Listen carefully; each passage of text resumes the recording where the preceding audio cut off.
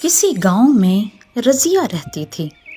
उसकी बहू ईशा नहायत ही जालिम और घमंडी किस्म की औरत थी, और उसका बेटा आसिफ भी हमेशा अपनी बीवी की ही तरफदारी करता था।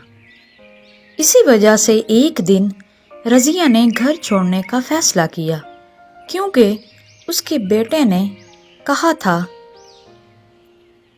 हमेशा माँ तुम्हारी वजह से घर में क्लैश होता रहता है। आप यहाँ से चली क्यों नहीं जाती? हम यहाँ मियाँ बीवी को सुख का सांस क्यों नहीं लेने देती? माँ, आपने तो अपनी ज़िंदगी गुजार ली है, अब हमारी ज़िंदगी खराब मत करें। आसिफ बेटा, तुम बिना सोचे समझे सच्चाई को नहीं जानते, क्योंकि सारी गलती मुझ पर ही डाल रहे हो। मुझे तो लगता है तुम दोनों यही चाहते हो कि मैं इस घर में न रहूं और सारा दिन काम करती हूँ, कुछ नहीं बोलती।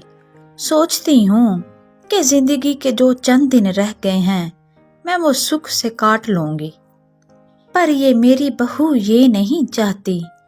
इसलिए बेटा, ये तुम्हारे सामने लड़ाई करती है, हमेशा जानबूझकर लड़ाई करती है।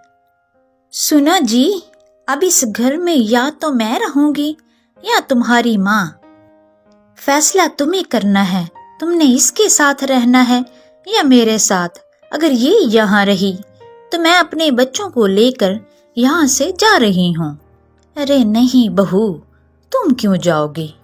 मैं ये घर छोड़कर जा रही हूँ। मैं अब इस घर में नहीं रहूंगी। खुश रहो तुम, मैं जा रही हूँ। अब मेरी वजह से तुम दोनों को कोई परेशानी नहीं होगी, ना ही कोई तकलीफ होगी। रज़िया जब जाती है तो उसके बेटे ने उसे एक दफा भी रोकने की कोशिश नहीं की। उसे सिर्फ अपनी बीवी अजीज थी। इधर रज़िया बहुत दुख सह चुकी थी, इसलिए उसने दिल पर पत्थर रखकर ये फैसला लिया था। रज़िया ने अपना खानदान छोड़ दिया और अपने गांव से दूर एक और गांव जाने का सोचा और वहां की बस में सवार हो गई। रज़िया के लिए वो गांव जो था वो अनजान था, उसे वहां कोई नहीं जानता था। फिर वहां उसकी अचानक तबीयत खराब हो जाती है, लेकिन पास ही खड़ा एक शख्स, एक लड़का उसे संभाल लेता है और उसे अपने ढाबे पर ले जाता है।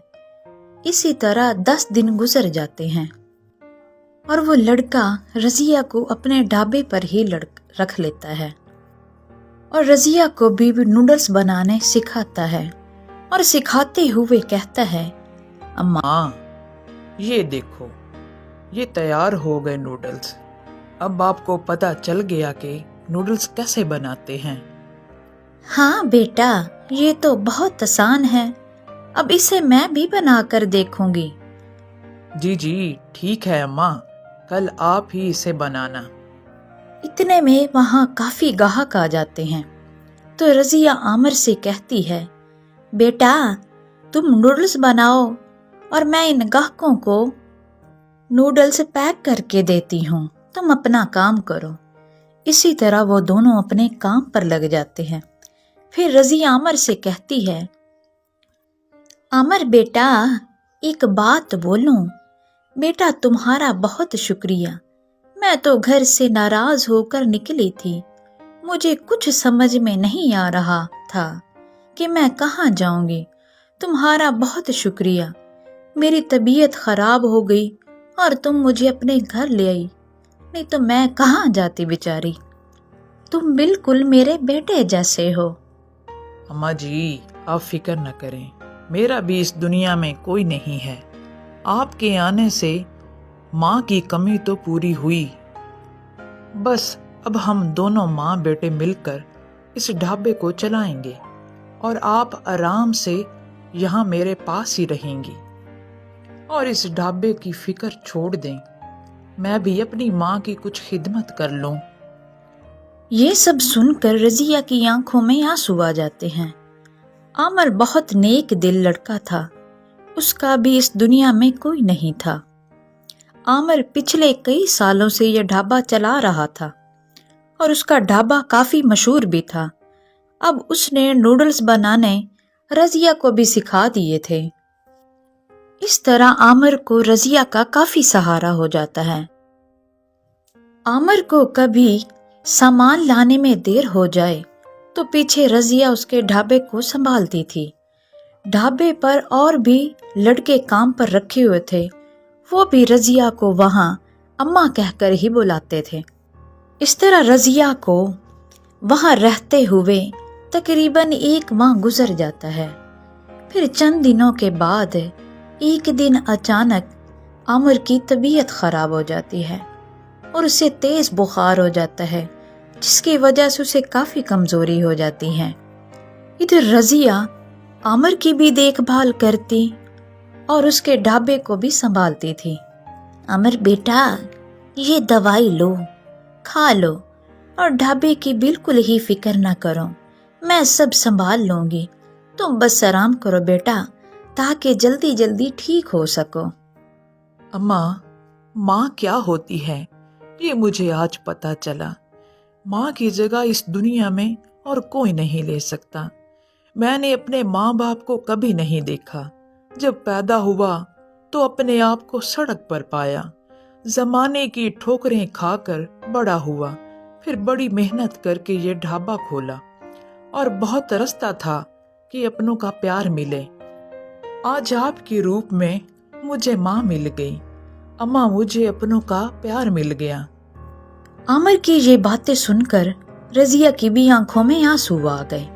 एक तरफ उसके सगे बेटे ने उसे घर से बाहर निकाल दिया और एक तरफ आमिर है जिसे अपनी माँ की इतनी कदर है, पर उसकी माँ नहीं थी। इस तरह आमिर और रजिया का माँ बेटे का रिश्ता काफी मजबूत हो जाता है। आमिर को माँ मिल जाती है और रजिया को बेटा। इसी तरह कई दिन गुजर जाते हैं। रजिया आमिर के ठीक होने तक अकेले ही वो ढाबा चलाती थी, पर रजिया नूडल्स बड़े कमाल के बनाती थी, जिसकी मशहूरी आसपास के गांव में भी फैल गई थी कि एक ढाबे वाली अम्मा है जो बहुत मजे के नूडल्स बनाती हैं। ये बात रजिया की बहू ईशा के कानों तक भी पहुंची, तो ईशा ने आसिफ से वहां जाने की जिद की और कहा, सुनिए, बच्चे भी बहुत जिद कर रहे हैं। सुना है नूडल्स ढाबे पर बड़े मजे के नूडल्स मिलते हैं। आप के काम की भी आज छुट्टी है और बच्चों को भी छुट्टी है। चलो ना, हम भी उस गांव में चलते हैं, थोड़ा घूम फिर लेंगे। और कितने दिनों से हम घूमने फिरने नहीं गए। हाँ हाँ ठीक है, आज ही चलते हैं, अब खुश। इस तरह आसिफ ईशा को लेकर और 7 बच्चों को लेकर ढाबे पहुंच जाते हैं। इधर आमिर की तबीयत भी ठीक हो जाती है, तो उस वक्त ढाबे पर आमिर ही था। अरे भैया, आपके ढाबे के बारे में सुना कि यहाँ कोई अम्मा जी हैं जो बहुत मजे के नूडल्स बनाती हैं। आज इसीलिए दूर गांव से आए हैं, जरा हमारे लिए भी वो मजे के नूडल्स लगा दो। हाँ हाँ बिल्कुल, आप वहाँ बैठिए, मैं अभी तैयार करवाता हूँ।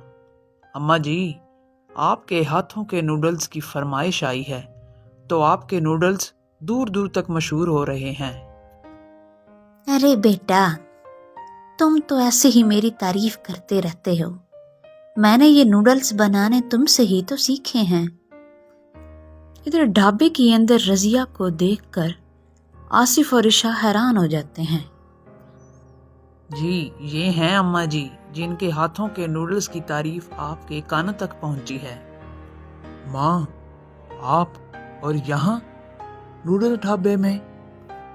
आसिफ ये सब देखकर बहुत शर्मिंदा भी होता है और अपनी माँ से माफी मांगता है और घर वापस जाने की दरखास्त करता है। रजिया की आंखों में आंसू आने ही वाले थे, तभी वो अपने आंसुओं को रोककर हंसती हुई बोलती है और बड़ी हिम्मत करके कहती है, जिस दिन मैंने घर छोड़ दिया था उस दिन मेरा और तुम्हारा रिश्ता खत्म हो गया था। अब मैं सिर्फ अपने बेटे आमिर की माँ हूँ और यही मेरा बेटा है। आमिर बेटा, इन्हें कहें تھوڑا انتظار کریں، نوڈلز بنانے میں مجھے تھوڑا وقت لگے گا۔ اور ہاں، تم لوگ بیٹھو، میں ابھی نوڈلز تیار کر کے دیتی ہوں۔ ماں، مجھے اندازہ ہے اس وقت آپ پر کیا بیت رہی ہے۔ آپ رہنے دیں، نوڈلز میں بناتا ہوں۔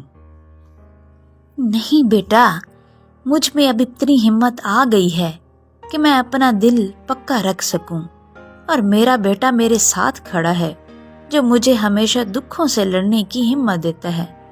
چلو اب میں نوڈلز بناتی ہوں۔ عامر اس طرح خوش ہو جاتا ہے۔ ادھر آصف، عشاء اور بچے نوڈلز کھا کر چپ چاپ اپنے گھر چلے جاتے ہیں۔ کچھ دنوں بعد رضیہ نے عامر کی شادی کر دی۔ نئی بہو عشاء سے بالکل الگ تھی۔ وہ رضیہ کی بہت عزت کرتی اور اس کی دیکھ بھال کرتی۔ رضیہ نے عامر کے ساتھ مل کر اور بھی نئے ڈھابے کھولے، اور عامر بھی اپنی کامیابی کا سارا کریڈٹ رضیہ کو ہی دیتا، کیونکہ وہ جانتا تھا کہ رضیہ کے آنے کے بعد ہی اس کی زندگی بدل گئی۔ جو اس نے سنا تھا کہ ایک ماں کی دعا میں بڑی طاقت ہوتی ہے، یہ آج اس نے دیکھ بھی لیا تھا۔ ادھر آصف کو بھی احساس ہو گیا تھا، کیونکہ اس کے گھر میں بے برکتی نے ڈیرے ڈال لیے تھے۔ اب وہ ماں کو ترستا تھا اور بہت پچھتا رہا تھا، پر اب کیا فائدہ۔